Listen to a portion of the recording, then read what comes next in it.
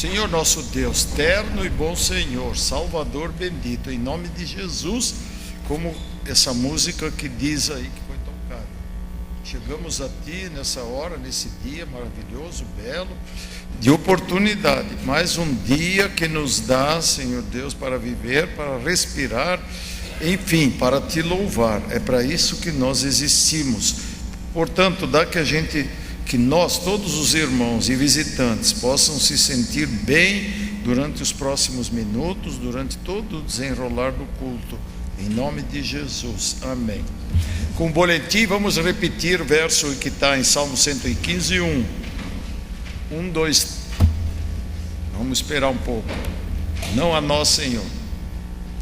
1, 2, 3, vamos lá. Não a nós, Senhor, não a nós, mas ao Teu nome dá glória, por amor da Tua benignidade e da Tua verdade. Hino 23.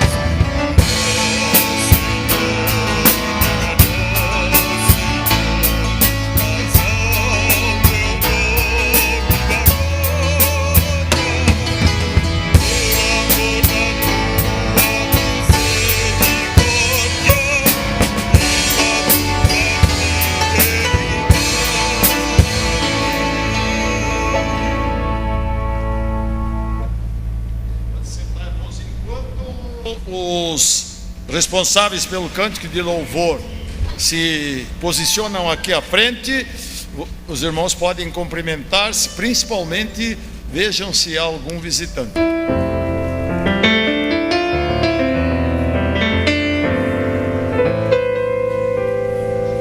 Ficar à vontade na casa do Senhor, abraçando os nossos irmãos, cumprimentando os nossos visitantes e juntos entoarmos cânticos ao nosso Deus.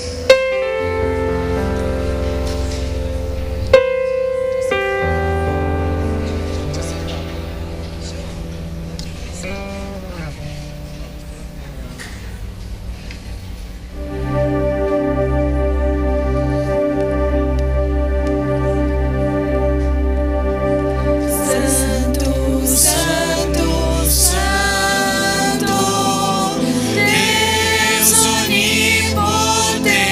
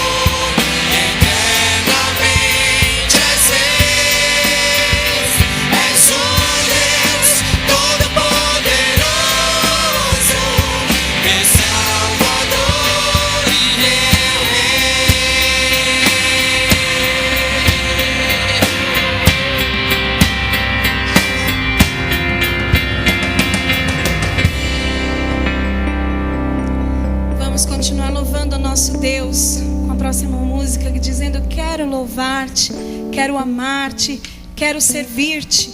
E que se essa não for uma realidade na nossa vida ainda, que seja a partir deste momento, cante como uma oração, como um pedido ao Senhor.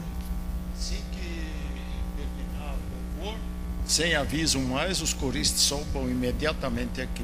Obrigado.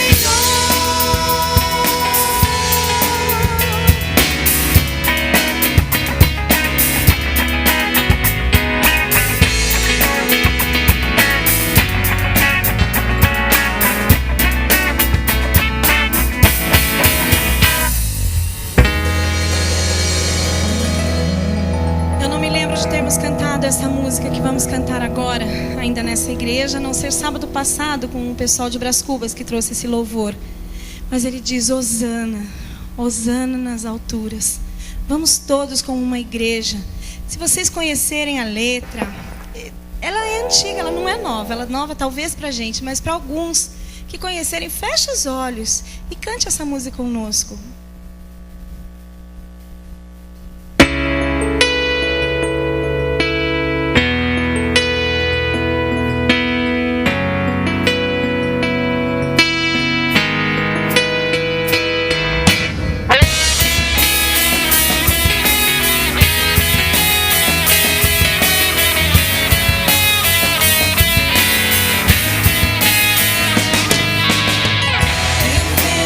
Rei da glória.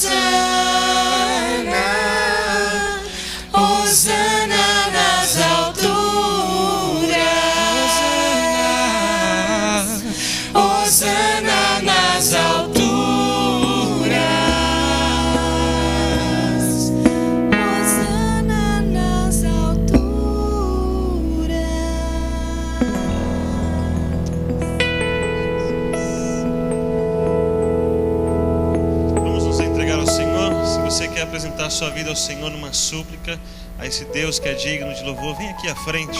Nós vamos orar, apresentar a sua vida, a sua súplica ao Senhor, a esse Deus que é digno de honra, de exaltação, que tem nos escutado, tem conhecido os nossos corações, tem realmente cuidado de nós. Você pode vir aqui, nós vamos continuar orando pela sua vida, apresentando a sua vida ao Senhor.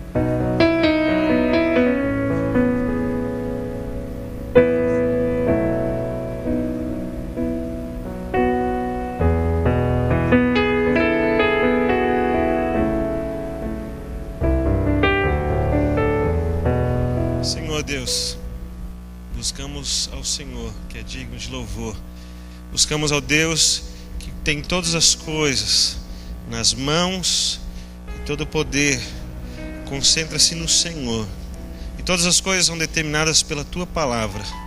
Apenas pela Tua Palavra as coisas foram criadas, pela lei que o Senhor estabeleceu, elas continuam funcionando até hoje.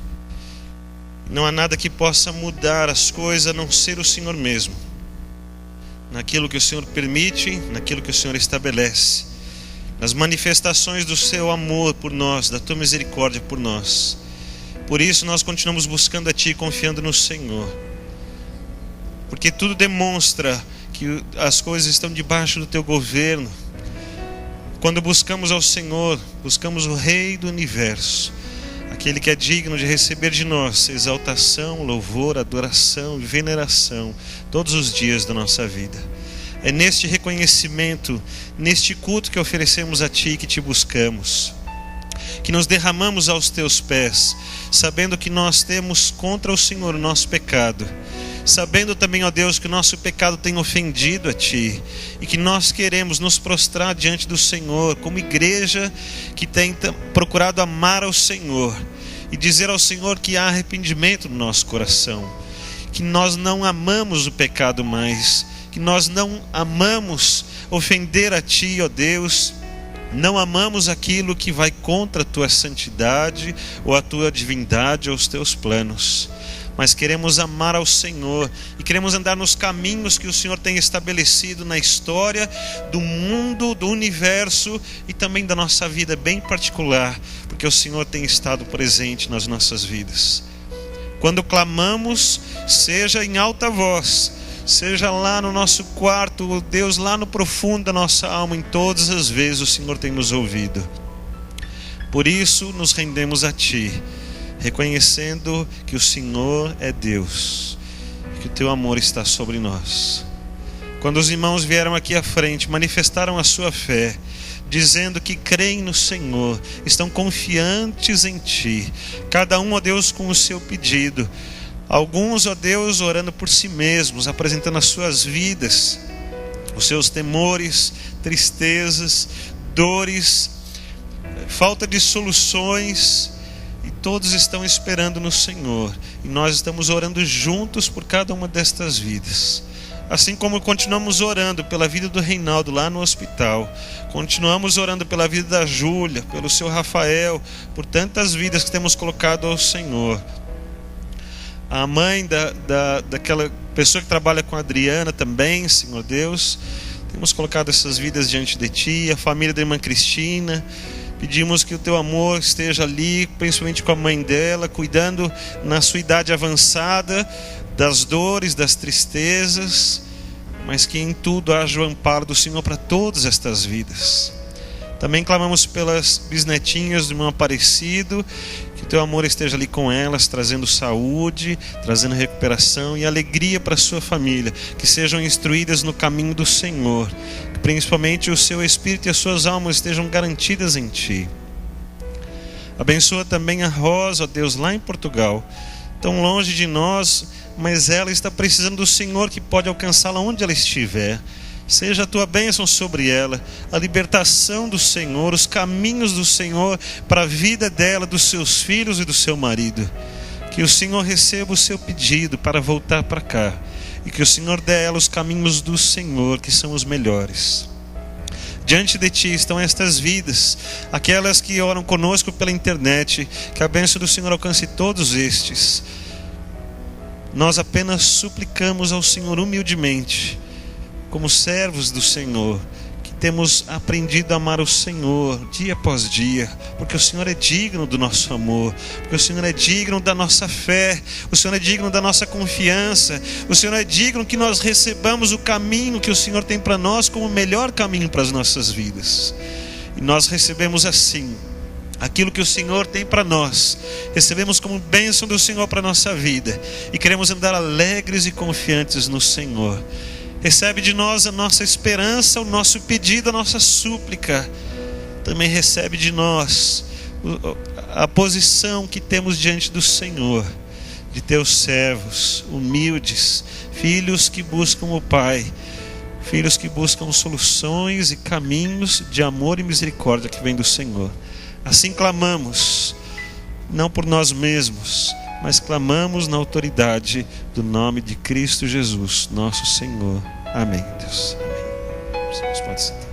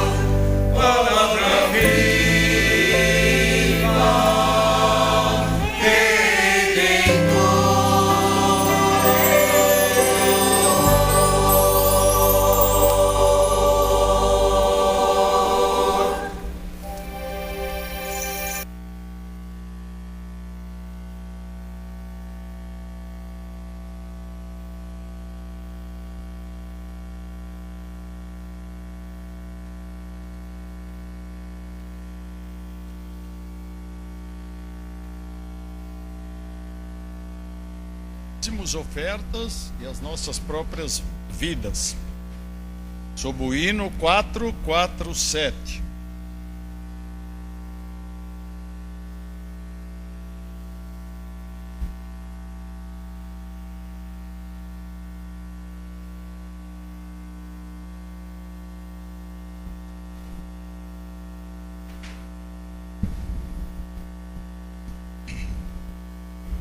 Porque eu sei em quem tenho crido e estou certo de que Ele é poderoso para guardar o meu depósito até aquele dia.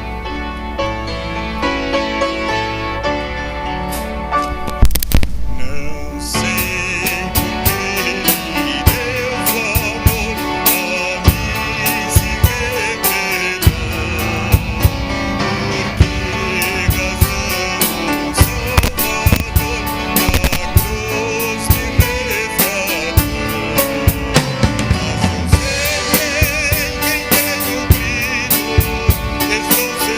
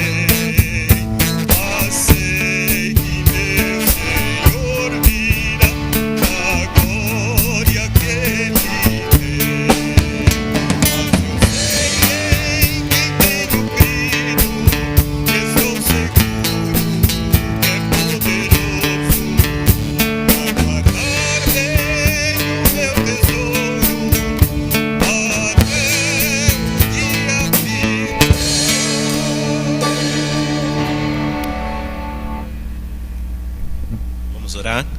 Obrigado, Senhor, por esses dízimos. Obrigado primeiro porque o Senhor nos deu saúde, porque o Senhor nos deu sustento e entregamos uma parte. Que seja bem administrado, Pai, que o Senhor dê sabedoria às pessoas que vão cuidar desses recursos, Pai. Em nome de Jesus que nós oramos, amém.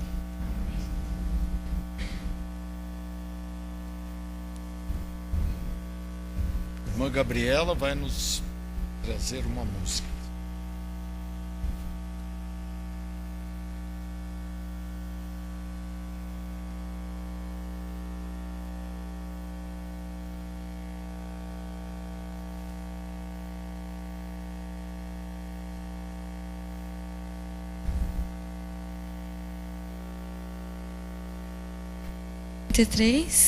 Versículo 5. Por que estás abatido, ó minha alma? E por que me perturbas dentro de mim? Espera em Deus, pois ainda o louvarei. Ele é a salvação da minha face e Deus meu.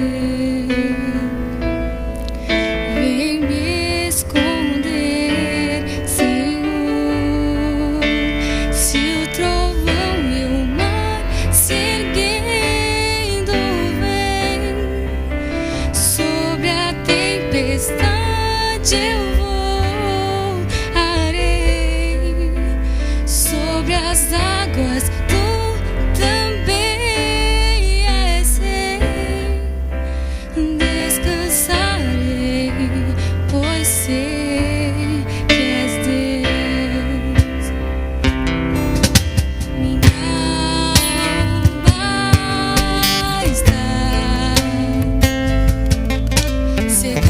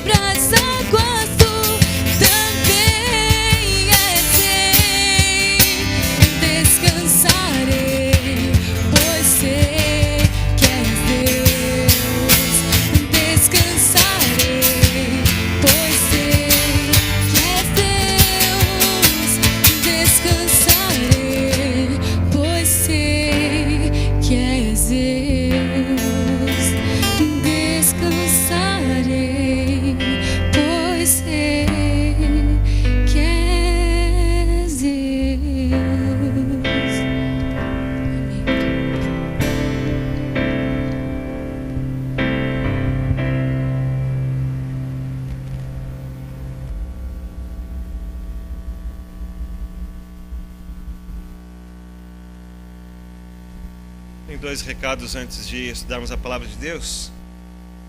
O primeiro é que no dia 5 de junho agora, nós temos um passeio realizado pelas mulheres cristãs em ação para Monte Sião e Serra Negra, aproveitando esse friozinho, essa época bem propícia para estarem juntas passeando. E o custo é bem baixinho, você pode falar com a Sandra ou com a Dalva, dar o seu nome, saber mais detalhes sobre esse passeio. Nesses dias devem estar acontecendo também a nossa EBF, então tudo vai ser visto, e é importante que, se você quer ir, você dê o seu nome para elas, para a gente ver se um evento não vai atrapalhar o outro, para que tenhamos as duas coisas acontecendo sem que haja interferências. Então as mulheres vão estar passeando e vamos ter a nossa EBF. Nós queremos que as duas coisas aconteçam muito bem, que todos sejam abençoados por isso. Então, se você quiser participar do passeio, dê o seu nome para Sandra e para Dalva. Outro aviso que quero dar para os irmãos é que estamos adequando a nossa igreja a todas as legislações, as normas e principalmente as exigências do Corpo de Bombeiros. Então há muito que ser feito, ainda vamos continuar trabalhando muito. Os irmãos já viram os hidrantes instalados, já não viram, mas foram instalados 2 caixas d'água de 10 mililitros cada uma, com as bombas, com todo o sistema de alarme. Tudo está sendo instalado para que estejamos totalmente adequados a todas as exigências e estarmos corretamente aos olhos das autoridades e da autoridade maior, que é o nosso Deus.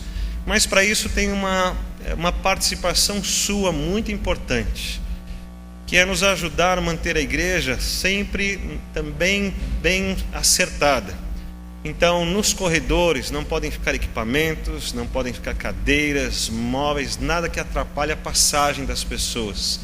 Então eu vou contando já com todos os irmãos, que às vezes a gente usa alguma coisa, e aí, por exemplo, às vezes vai ter algum ensaio aqui, os irmãos usaram os equipamentos, depois, na hora de ir embora, a gente deixou aqui as cadeiras, equipamentos, ou a gente levou ali atrás, deixou pelo caminho. Então essas coisas não podem acontecer. Se tivermos uma reunião de oração, às vezes deixamos as cadeiras fora do lugar, isso não pode mais acontecer. Todas essas organizações muito importantes. Nós vamos fazer um dia, um mutirão com todos os departamentos da igreja para a gente finalizar esse trabalho. Mas eu gostaria que você me ajudasse a deixar tudo organizado. Você vai ver que nossa equipe de decoração vai sofrer um pouquinho, porque elas deixam tudo tão bonito, né? Tão arrumadinho, e querem esconder ali as coisas que ficam aparecendo, como aqueles 2 extintores vermelhos que ficam chamando a atenção, mas eles têm que aparecer lá, como tem que aparecer aqui o lugar onde aciona o alarme. Então não podemos esconder nada desses equipamentos, tudo tem que ficar bem à mostra, que são as seguranças para as nossas vidas, para que tudo fique bem alinhado com as exigências do Corpo de Bombeiro, possamos deixar tudo bem acertado. Quero pedir então a ajuda de todos os departamentos, que você me ajude nisso, a manter a igreja arrumada, que olhe as salas onde houver cadeiras, mesas, ajude-me a arrumar estas coisas. Nós vamos ter esse mutirão, os últimos ajustes, mas tudo que você puder ajustar agora, já ajuste. Vamos criar esse processo, porque a igreja não pode estar preparada para receber a visita do bombeiro. Ela precisa estar funcionando corretamente para qualquer dia que o bombeiro vier, encontrar a nossa igreja bem arrumada e todas as coisas acertadas. Você pode me ajudar nisso? Amém. Graças a Deus pela sua vida. Eu sabia que podia contar com você. Hoje de manhã estudamos um texto falando da história dos reis de Israel. Vemos o reino de Israel sendo estabelecido lá na terra prometida. Vimos que Deus preparou todos os caminhos, que Deus estava presente com o povo de Israel, e eles se instalaram na terra prometida, mas não conseguiram seguir todas as orientações de Deus. O povo tinha o coração duro, o povo tinha nariz empinado, o povo era orgulhoso, e o pior de tudo é que o povo não se contentava com o que Deus tinha para eles.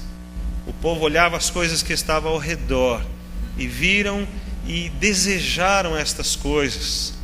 Um dos exemplos é que Deus estava presente através de algumas vidas, dos juízes.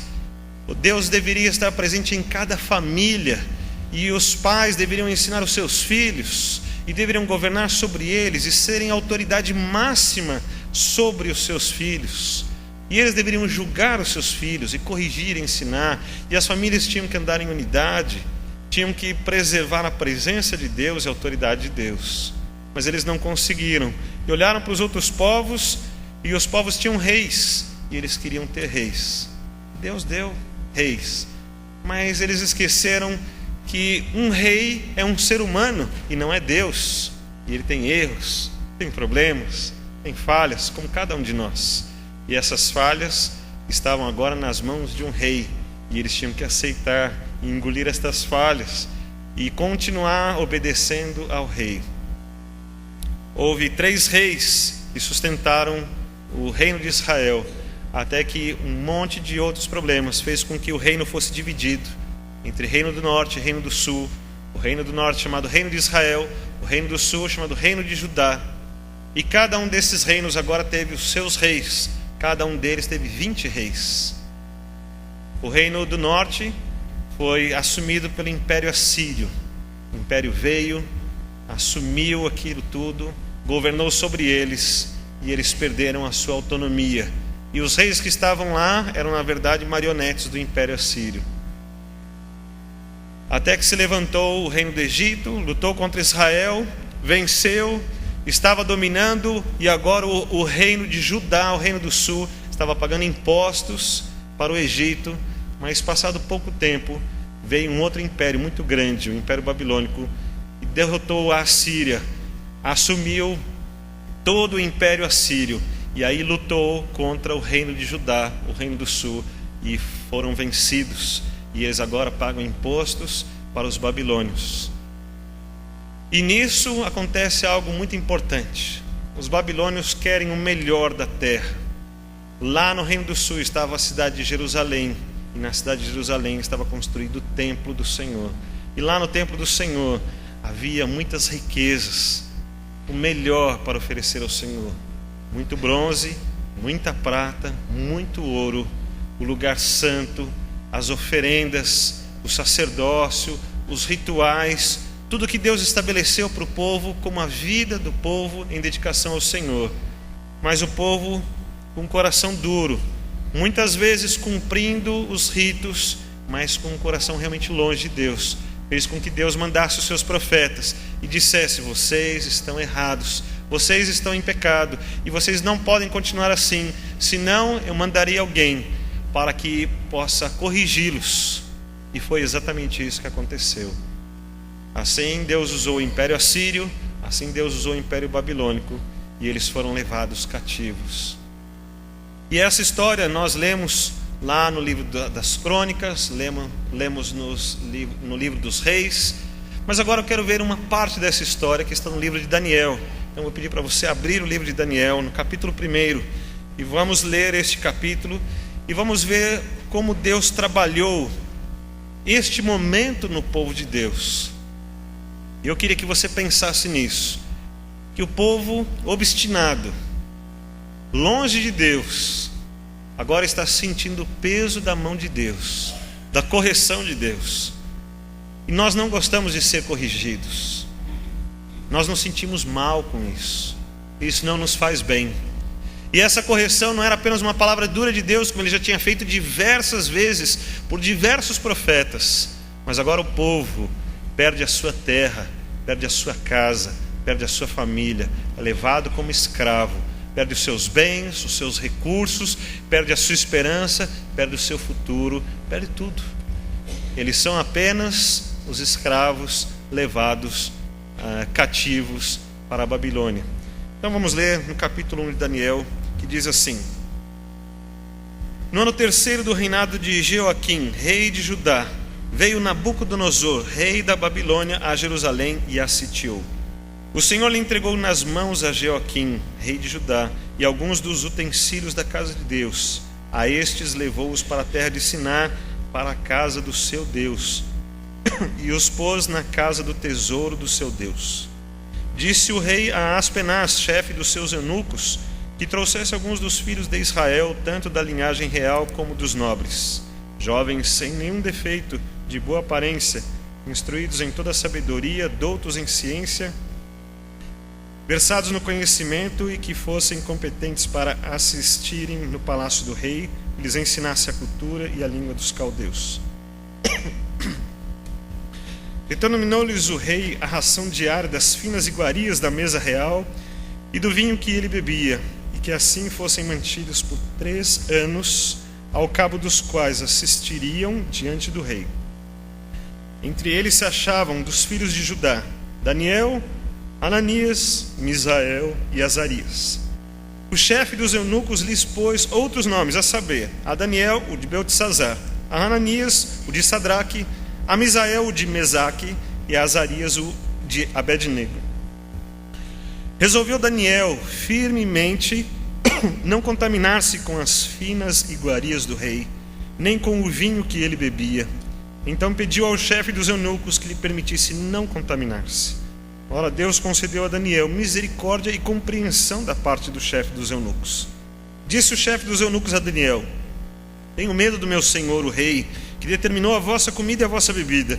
Por que, pois, veria ele o vosso rosto mais abatido do que os dos outros jovens da vossa idade? Assim poríeis em perigo a minha cabeça para com o rei. Então disse Daniel ao cozinheiro-chefe, a quem o chefe dos eunucos havia encarregado de cuidar de Daniel, Ananias, Misael e Azarias: experimenta, peço-te, os teus servos 10 dias, e que se nos deem legumes a comer e água a beber. Então se veja diante de ti a nossa aparência e a dos jovens que comem das finas iguarias do rei, e segundo vires, age com os teus servos. Ele atendeu e os experimentou 10 dias. No fim dos 10 dias, a sua aparência era melhor. Estavam eles mais robustos do que todos os jovens que comiam das finas iguarias do rei. Com isto, o cozinheiro-chefe tirou deles as finas iguarias e o vinho que deviam beber, e lhes dava legumes. Ora, a estes 4 jovens, Deus deu o conhecimento e a inteligência em toda a cultura e sabedoria, mas a Daniel deu inteligência de todas as visões e sonhos. Vencido o tempo determinado pelo rei para que os trouxessem, o chefe dos eunucos os trouxe à presença de Nabucodonosor. Então o rei falou com eles, e entre todos não foram achados outros como Daniel, Ananias, Misael e Azarias. Por isso passaram a assistir diante do rei. Em toda a matéria de sabedoria e de inteligência sobre o que o rei lhes fez perguntas, os achou 10 vezes mais doutos do que todos os magos e encantadores que havia em todo o seu reino. Daniel continuou até o 1º ano do rei Ciro. Vamos orar. Senhor, é a tua palavra, a história do Senhor, a presença do Senhor registrada no mundo de maneira inegável. Nós queremos aprender com isso para as nossas vidas. Queremos que a tua palavra esteja no nosso coração. E queremos que tudo que conhecermos do Senhor não venha de outra fonte a não ser da tua palavra. Encha-nos com esta, abençoa-nos nesta noite, fala o nosso coração, ensina-nos, edifica-nos, santifica-nos na tua verdade, em nome de Jesus. Amém. Você está vendo a história difícil do povo que se perdeu, do povo que estava sem esperança. E em primeiro lugar, então, quero apresentar aos irmãos essa situação de Daniel. Queria que você lembrasse o que está acontecendo. Que Daniel fazia parte de uma família nobre e importante no reino de Israel. E isso não tirou dele o problema de ser levado como cativo. Isso não deu para ele melhores chances de permanecer na sua cidade ou na sua terra, mas fez com que ele fosse levado da mesma maneira. Mas ele tinha algumas qualidades, por ser um jovem perfeito, de boa aparência, o fato de ser de família nobre, o fato dele ter já algum conhecimento, de ser um menino estudado, fez com que ele fosse levado para uma parte mais particular desse povo que o levou cativo, os babilônios. E ele foi apresentado então a uma pessoa especial do rei, para que cuidasse deles. E não sei se você percebeu que eles deveriam ser cuidados por 3 anos.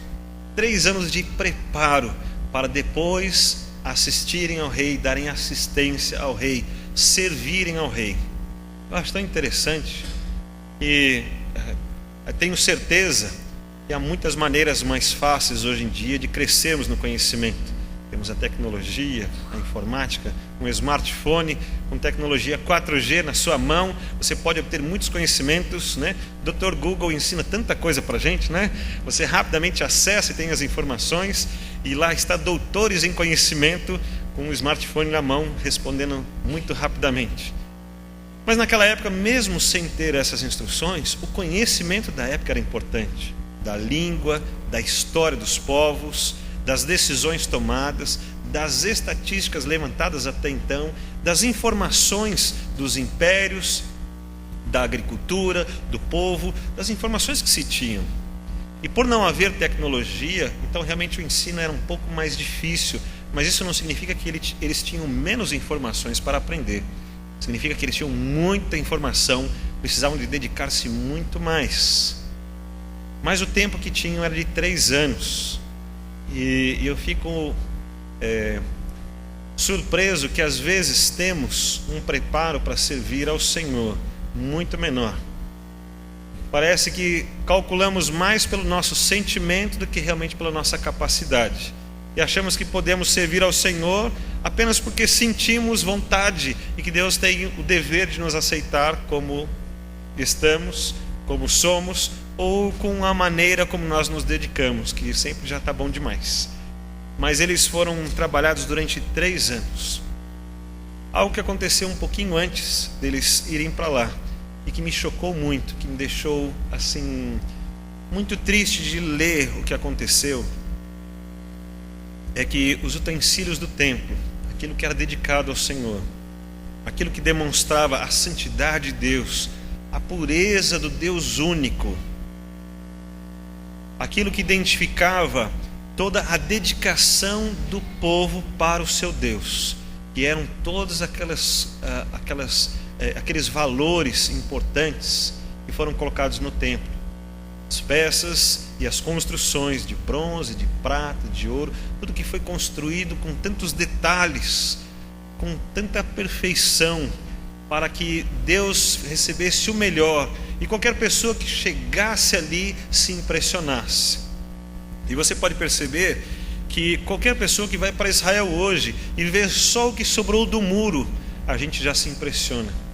A gente fica extasiado de ver aquela construção, o simbolismo, o significado daquilo.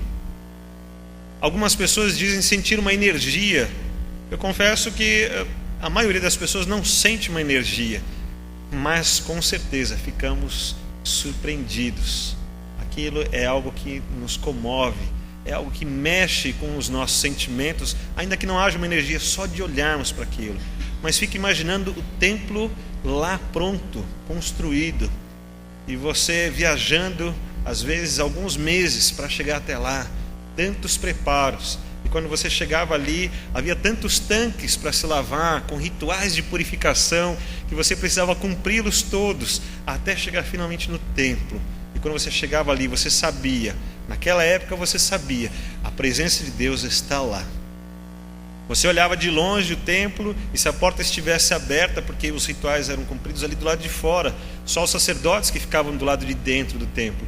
Se a porta estava aberta, você conseguiria ver uma cortina, e você sabia, atrás daquela cortina está a arca da aliança de Deus, que representa a presença de Deus. Eu fico imaginando o que era sentir estas coisas.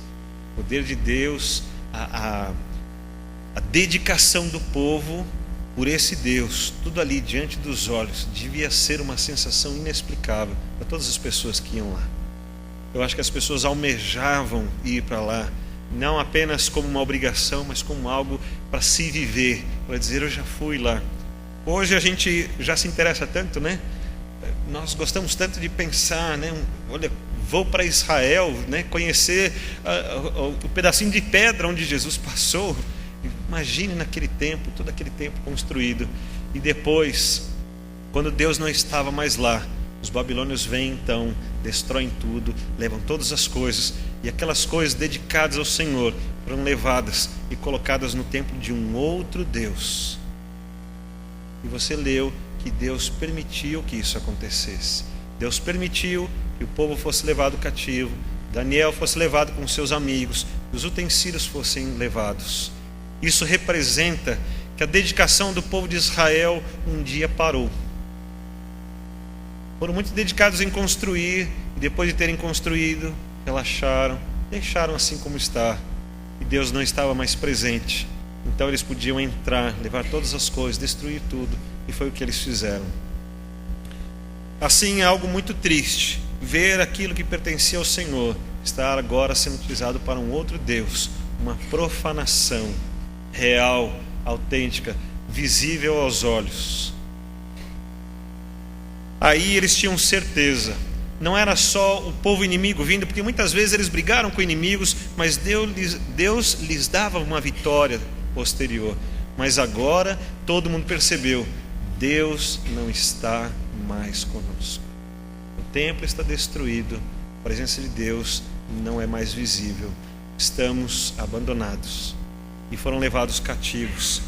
E aí Daniel está nesse grupo com os seus amigos, e é essa a situação. Chegando lá, até os seus nomes foram trocados. Eu às vezes fico pensando, é mais ou menos como a gente faz quando a gente vai comprar um bichinho no pet shop, quando ele não tem pedigree, né?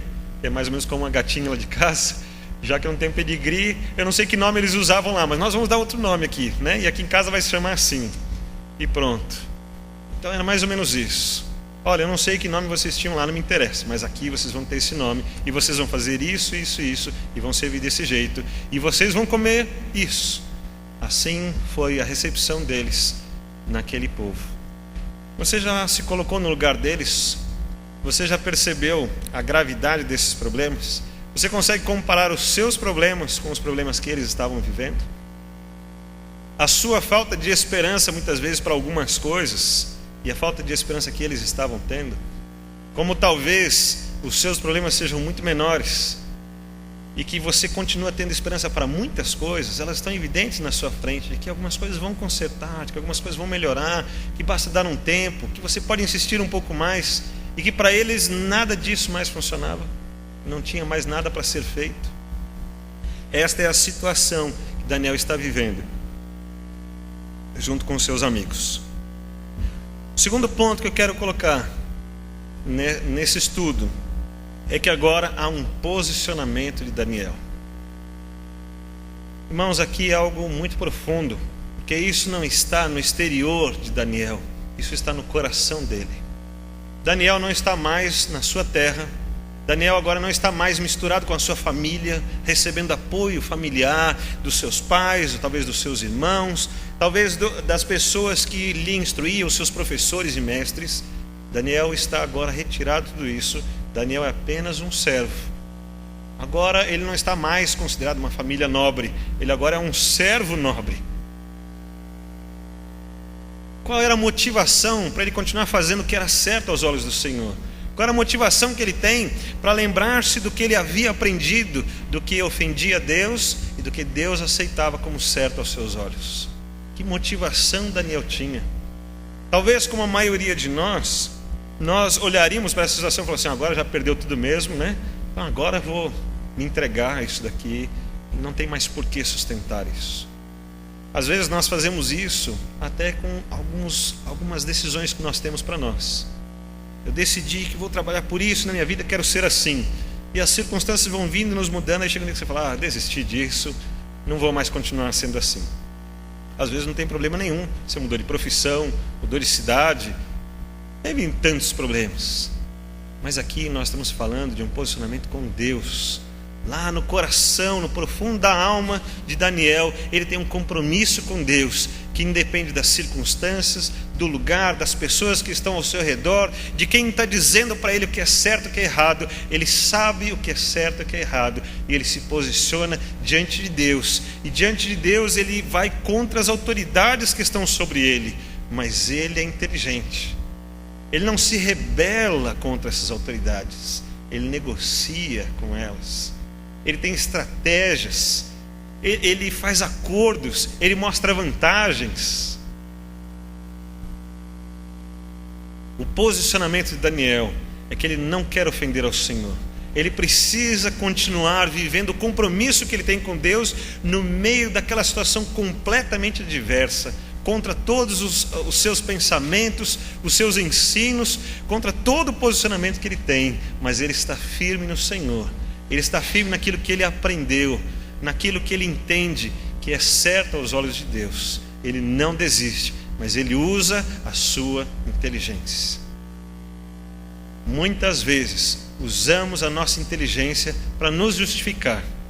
Trabalhamos a nossa mente procurando argumentos para dizer, não, todo mundo faz assim, então, e eu fico tentando me justificar, então eu estou fazendo assim também, porque veja só, e aí eu começo a criar justificativas e uso toda a minha inteligência, minha sabedoria e argumento com as pessoas, argumento comigo mesmo, até que eu tente me sentir em paz. Então, eu estou fazendo assim por causa de todas estas coisas, e aí eu tento me sentir em paz. Mas Daniel não fez isso. Ele não procurou justificar-se, ele procurou caminhos para manter-se puro e santo aos olhos de Deus. Naquela época, inclusive, incluía procedimentos, como a carne consagrada aos ídolos, que ele não poderia comer. A maneira como o animal era morto interferia no seu relacionamento com Deus, nos seus rituais para com Deus. Então ele não aceitava isso, e ele não queria correr o risco de comer uma comida sacrificada aos ídolos, aquela carne do animal que fosse morto contrário aos procedimentos que Deus tinha ensinado para o povo de Israel. E ele então assume um posicionamento, negocia e encontra ali um bom caminho. E nisso Deus já o abençoa. É impressionante que no primeiro momento sempre achamos que fazer a vontade de Deus é perder. E as pessoas pensam assim.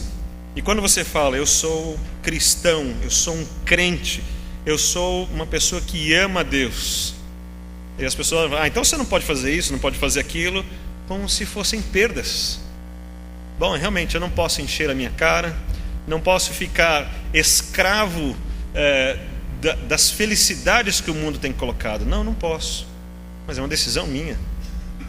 Não, eu não posso sair traindo minha esposa com outras mulheres. Não posso, porque também é uma decisão minha. Isso não faz bem para mim, não faz bem para minha esposa, muito menos para o meu casamento. Não, eu não posso me entregar a desejos, a irresponsabilidades, a impulsos. Não posso. Não posso me entregar a outros caminhos de sabedoria para chegar até Deus. Não posso. Deus já me ensinou isso. É simples, é isso que eu tenho que fazer. Aqui está Daniel, um homem que sabe o que tem que fazer, tão jovem, mas sabe o que tem que fazer e faz.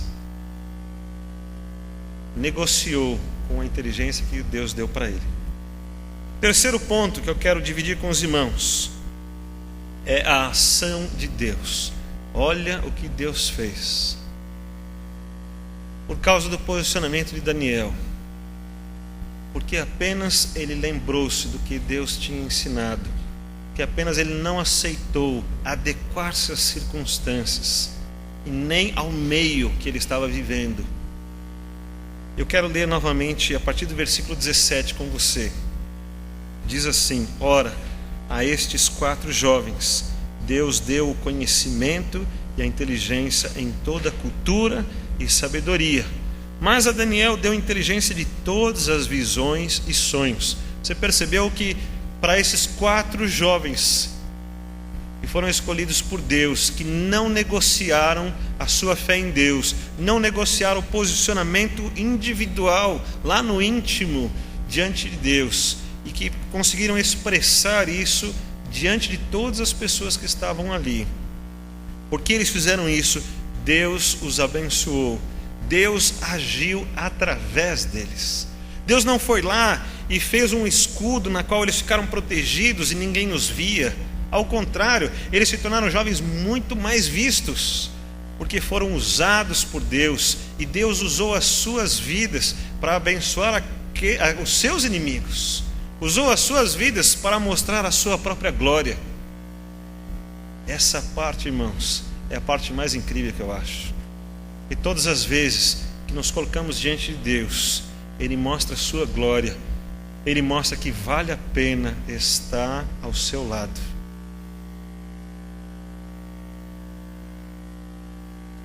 Às vezes, fazendo uma comparação muito simples, às vezes defendemos o nosso time de futebol e uma hora nosso time está ganhando, uma hora nosso time está perdendo, uma hora tem mais títulos, uma hora tem menos títulos. É gostosa essa conversa, essa dinâmica, essa competição, mas eu acho, e no fundo nós sabemos o quanto ela realmente é fútil. Vale mais apenas defender o time que nós jogamos futebol do que aquele que nós torcemos apenas. Mas a gente continua nessas discussões, a gente percebe que não tem muita coisa para se ganhar nisso. Às vezes você defende a empresa que você trabalha e um dia você é mandado embora, você fala, por que eu defendi essa empresa tanto assim? Às vezes você investe tanto no relacionamento e depois você perde esse relacionamento e você diz, por que eu investi tanto assim? Às vezes você investe em você mesmo e um dia você se decepciona com você, como muitas pessoas já se decepcionaram com você, e aí você fala, por que eu fiz isso comigo? Mas todas as vezes que nós investimos na vontade de Deus, Deus mostra a sua glória e você percebe que vale a pena. Você vai perceber que Deus não decepciona. Deus não nos permite ficar humilhados. E Deus não vai nos exaltar apenas. Deus vai se exaltar. E nós vamos ser exaltados juntos. E as pessoas vão lá e dizer, mas é esse Deus que você serve? Você diz, sim, é esse Deus que eu sirvo. E as pessoas ficam maravilhadas com isso. Como nessa história, eu fico pensando aquele rei se achando tão grande. Ele dominou o povo de Judá, que era o povo que servia ao Deus de Israel, tão conhecido na história. E agora ele está acima desse povo. E ele vai achar que os seus deuses são maiores que o Deus desse Israel. Mas quando Daniel está lá ao seu lado, ele fica surpreso. Porque ele percebe que tem algo maior do que ele mesmo. Tem algo maior do que o seu Deus. E vai perceber que não é de Daniel, mas é o Deus de Daniel agindo através da vida daquele pequeno jovem. Deus se manifestou ali, na frente do próprio rei. E o poder de Deus foi manifesto ali. E por causa do poder de Deus sendo manifesto, o rei olha para Daniel e o considera. Vamos continuar lendo aqui no versículo 18. Vencido o tempo determinado pelo rei para que os trouxessem, o chefe dos eunucos os trouxe à presença de Nabucodonosor. Então o rei falou com eles, e entre todos não foram achados outros como Daniel, Ananias, Misael e Azarias. Por isso passaram a assistir diante do rei. Eu acho interessante a preocupação de citar o nome deles. O nome deles original. O nome que era deles mesmo, não o nome como eles eram tratados. E o texto vai citando, e todas as vezes cita o nome deles, para lembrar de que eles foram os instrumentos pela qual a glória de Deus se manifestou. Os instrumentos pela qual o poder de Deus chegou até a vida daquelas pessoas. E aquele rei, apesar de ser inimigo do povo, estava sendo abençoado por eles.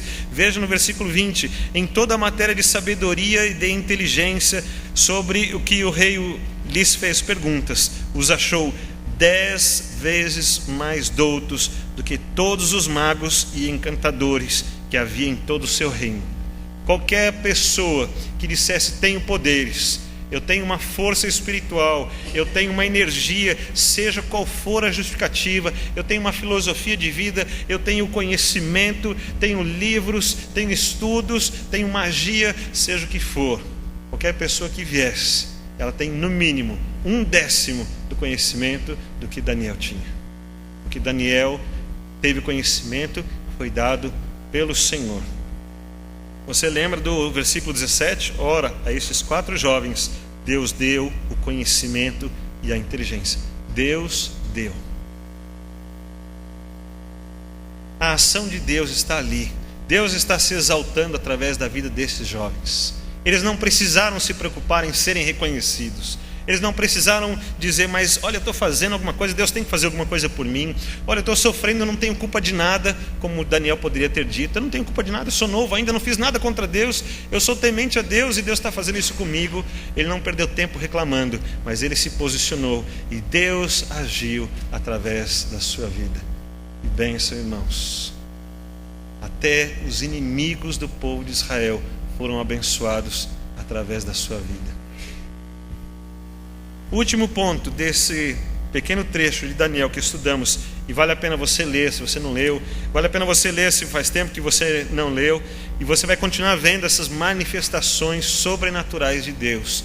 Deus estabelecendo o controle da história, Deus estabelecendo a sua divindade, a sua presença, a sua transcendência, a sua imanência diante de todos os homens. Como Deus é incrível. Mas pelo menos neste capítulo, o último ponto que quero colocar é o testemunho.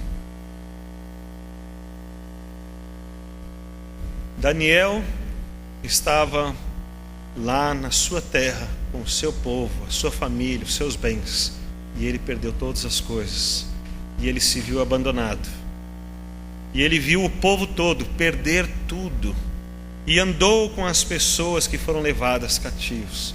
Foi levado junto com as pessoas, foi para a Babilônia.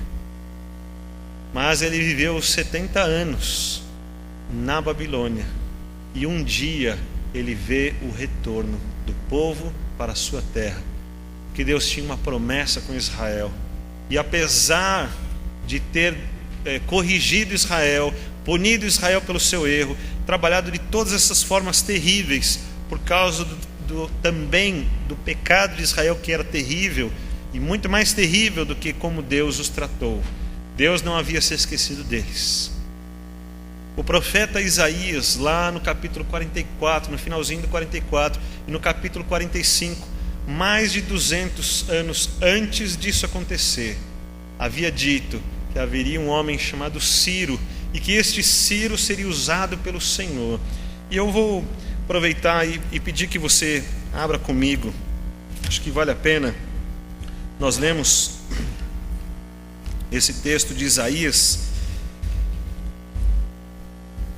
capítulo 44, a partir do versículo 24, diz assim: Isaías 44, 24 diz assim: assim diz o Senhor que te redime, o mesmo que te formou desde o ventre materno. Eu sou o Senhor, que faço todas as coisas, que sozinho estendi os céus, sozinho espraiei a terra, que desfaço os sinais dos profetizadores de mentiras, e enlouqueço os adivinhos, que faço tornar atrás os sábios, cujo saber converto em loucuras, que confirmo a palavra do meu servo e cumpro o conselho dos meus mensageiros, que digo de Jerusalém, ela será habitada, e das cidades de Judá, elas serão reedificadas. E quanto às suas ruínas, eu as levantarei. Que digo à profundeza das águas, seca-te, e eu secarei os teus rios. Que digo de Ciro, ele é o meu pastor, e cumprirá tudo o que me apraz. Que digo também de Jerusalém, será edificada, e do templo será fundado. Meus irmãos, isso foi escrito mais de 200 anos antes dessas coisas acontecerem. Você percebeu Deus escrevendo a história antes dela acontecer? Você reparou que no versículo 21 de Daniel, capítulo 1 que nós lemos, diz: Daniel continuou até o 1º ano do rei Ciro. Deus já havia dito que levantaria um homem chamado Ciro, que é agora um outro império, o Império Persa, que se levanta e vence a Babilônia, e agora ele é o rei sobre todas as coisas. E logo no 1º ano em que ele está reinando sobre esse novo império, ele já era imperador da Síria, e agora ele tomou essas terras todas, esse Império Babilônio, e no 1º ano ele manda que o povo retorne, e começa o retorno descrito lá em Esdras e depois em Neemias. É assim que é o Deus de Israel, um Deus que escreve a história, que corrige os seus, mas que não deixa de amar o seu povo, não esquece dos seus, e que às vezes é duro, porque nós temos o nosso coração duro, e ele precisa ser duro conosco, para nos quebrantar, para nos ajustar, para que haja posicionamentos reais e não fictícios, para que haja um relacionamento real com Deus, para que ele se manifeste não só aos nossos olhos, mas se manifeste através de nós. Irmãos, não há um Deus que seja como esse Deus. Não há um Deus que ame tanto o seu povo, que trabalhe tanto pelo seu povo, dia após dia, construindo a história do seu povo, e que caminha com ela, e põe reis, e tira reis, e estabelece o que vai acontecer lá na frente, e faz com que aquilo aconteça, porque Ele ama o seu povo, e porque Ele é Deus. Assim Daniel pôde ver o erro do seu povo, pôde ver a punição e a correção do Deus de Israel. Depois pôde ver o amor de Deus sendo manifestado e o povo voltando para a sua terra. Daniel testemunhou a ação de um Deus que ama.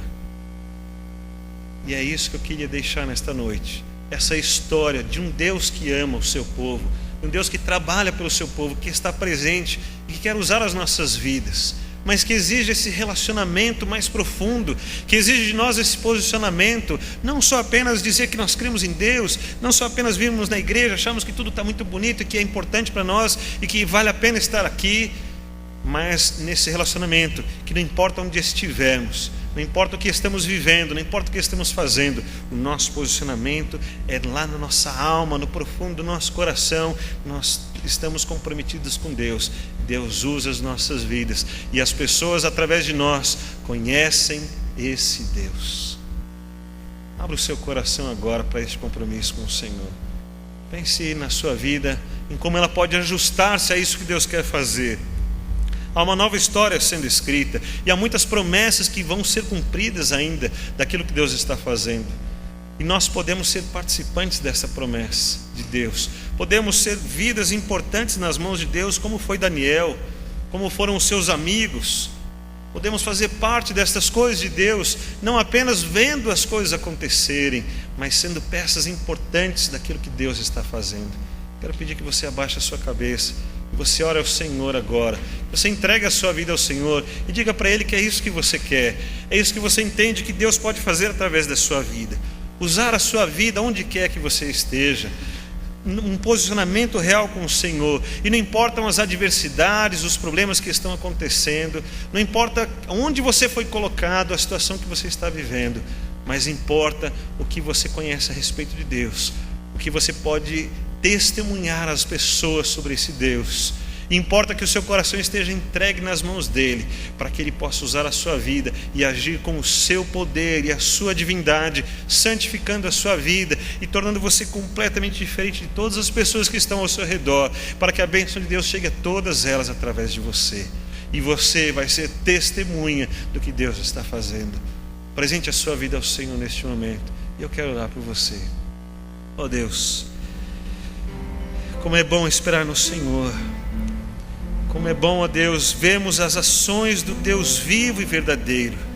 Como é bom ver que lá atrás o Senhor escreveu a história que hoje continua, Deus, com a Tua presença real e verdadeira nas nossas vidas.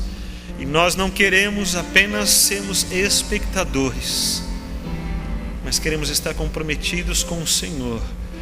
Queremos estar diante do Senhor entregues de corpo e alma ao Senhor, sendo, ó Deus, os instrumentos pela qual o Senhor escreve a história da Tua divindade, da Tua santidade, da Tua vida, do Teu grande amor e misericórdia a todas as pessoas. Nós queremos ser o Teu povo, comprometido contigo, amando ao Senhor de todo o nosso coração. Nos recebe diante do Teu trono, ó Deus, transforma as nossas vidas, cura-nos, ó Deus, das nossas doenças, perdoa os nossos pecados, lava a nossa alma com o sangue de Cristo Jesus, para que estejamos aptos a servir ao Senhor. Aceita-nos, ó Deus, o nosso posicionamento, aceita-nos porque ainda queremos crescer muito naquilo que o Senhor pode fazer através de nós, mas naquilo que depende de nós hoje, aceita-nos diante do Senhor, para hoje estarmos diferentes e posicionados contigo.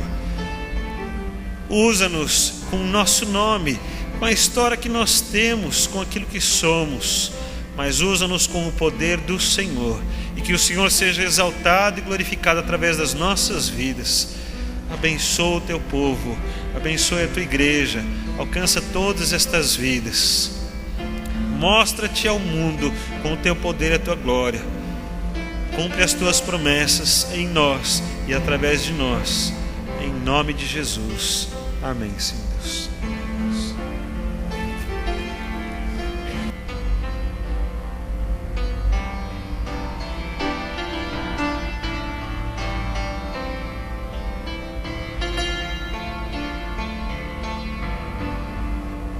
eu ainda queria viver mais um momento com os irmãos.